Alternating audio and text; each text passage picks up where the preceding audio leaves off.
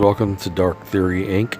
This is Rough Theory, and today we're going to look at something really interesting. I know it's been in the news for a while, but NASA and a few other scientific agencies that work specifically in particle physics supposedly discovered some neutrinos that they say may come from a parallel universe that's working in reverse. Now, this is all speculation. There's nothing here that is confirmed, but the reason that they believe this is because they are using something called the Standard Model, and that is a name that was given in the 1970s to a theory of fundamental particles and how they interact.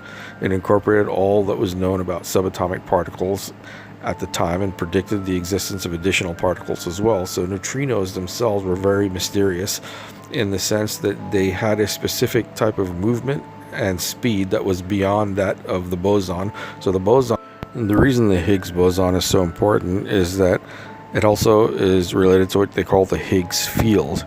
And basically everything in the universe, all these subatomic particles, it gives mass to. So the neutrinos are very tricky because they say they have to have mass to be able to exist in the way that they do. So these two, so just think about that. The Higgs is the particle which gives other particles their mass. So it's making it both centrally important and seemingly like a magical spectacle as well. And when we think of mass, it's almost like an intrinsic property of all things, that we believe that everything already has mass already.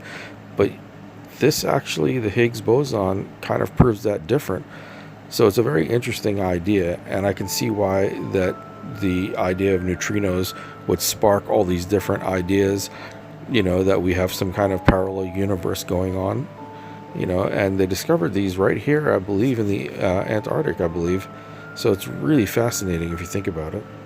Error correcting codes writ into the fabric of existence, Sylvester James Gates.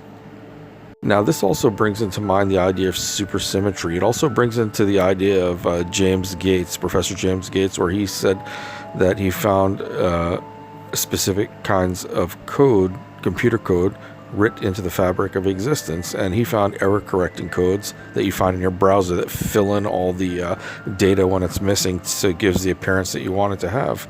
Right? That's what we see in our computers. So he's saying that that's actually in the universe itself. Now, this idea that they're talking about with neutrinos is very interesting. The reason I say it's interesting, because going back to Professor James Gates and also the observer effect, we can only perceive the universe through our senses. We're kind of configured this way, only to perceive matter.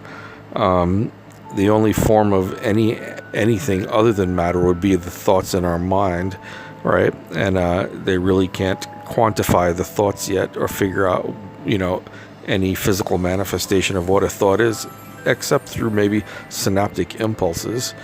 But if you go deeper into this and you look at what we're doing with computers, quantum computers right now, quantum computers use supersymmetry as well. And, they use a state that is either or both. And it's like, with contemporary computers that we have, our modern day computers, that we use every day, they have the 1 and 0 binary functions, right? This goes beyond that. You can have 1 and 0 at the same time in a quantum computer, and I think that aspect of it makes it very unique. Now, there's some correlation between this idea and the parallel universe, and even Geordie Rose, one of the creators of the quantum computer himself, said this.